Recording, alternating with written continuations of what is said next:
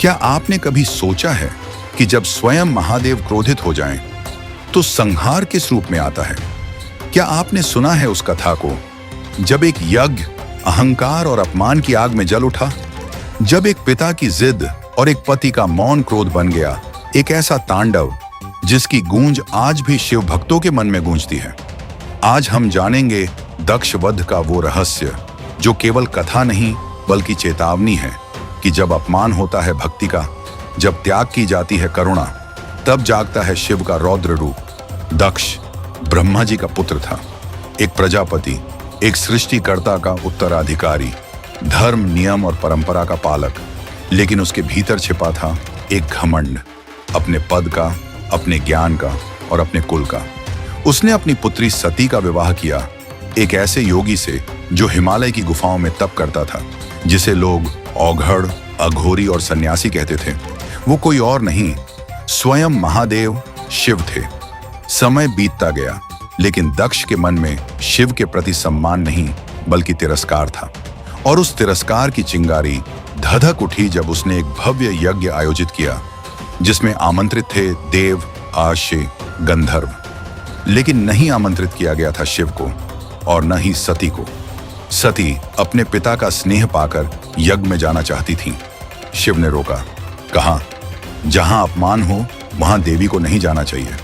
लेकिन पुत्री का मन पिता के द्वार खींचा चला गया और वहां जो हुआ वो इतिहास बन गया।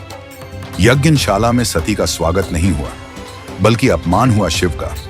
उनकी वेशभूषा, जीवन शैली, तप और शक्ति का उपहास उड़ा, और ये सब सती के सामने। सती ने कहा, जिस शरीर को लेकर मैं यहाँ आई हूं वो अब मेरे किसी काम का नहीं, और अग्नि को अपना शरीर सौंप दिया। पूरा यज्ञ स्थल स्तब्ध रह गया और वहीं शुरू हुआ महातांडव। सती के आत्मदाह की सूचना जब कैलाश पहुंची तो शिव मौन नहीं रहे।